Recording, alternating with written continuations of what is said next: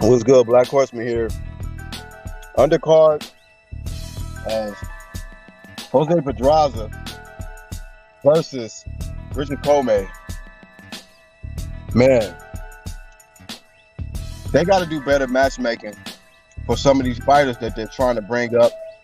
I get it that there's fighters that you want to get a great fan base and all that good stuff, right? But there's some fighters that just should not be in there, in the ring. This guy, Richard Torres Jr., takes on Marco Antonio Canedo. And this is how he ended up at the end of the fight. Blood bleeding from his nose, his mouth, tears running down his face. And it took him about 15 minutes just to get up. I thought they was going to bring the stretcher out, but I don't know if they just didn't have ambulance there or whatever, but they waited for him to get his equilibrium back under control and get his head together, and they forced him to walk out. Hopefully he's all right, because we know that there's times, you think that everything is good, then 24 hours or 48 hours later, you see complications occur. Concussions is real. Some of these fighters slip into comas. And what is it really worth, man? Just to hype somebody up, So I would say congrats to Torres, but get a better opponents, man. Better matchmaking. I want to say Flame of Fame to Delante Johnson.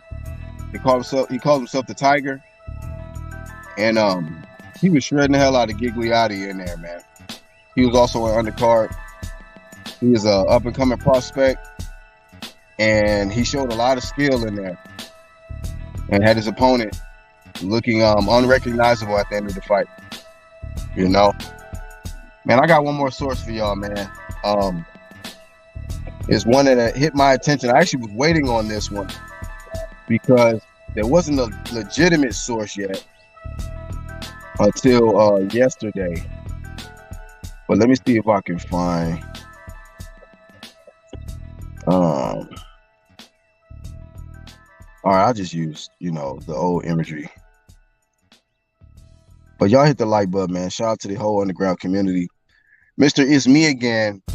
There's a source out there stating that he has vacated his belt, his WBO strap at the middleweight division.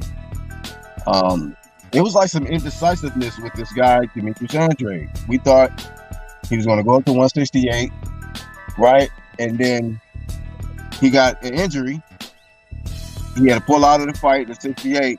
And then in an interview, he said that anything can happen. He's not vacating his belt as of yet.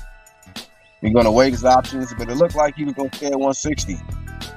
He started applying flame to like Chris Eubanks and probably mentioned Jamal Charlo again or something like that. But this guy vacated his belt. And now it looks like he's going to try to revisit the matchup at 68. And I don't know if he's trying to go after Canelo or whatever he's trying to do. But Mr. It's Me Again, I think has let a lot of time go by. And I don't think none of those top names at 168 have no interest in him for whatever reason. And that's just unfortunate.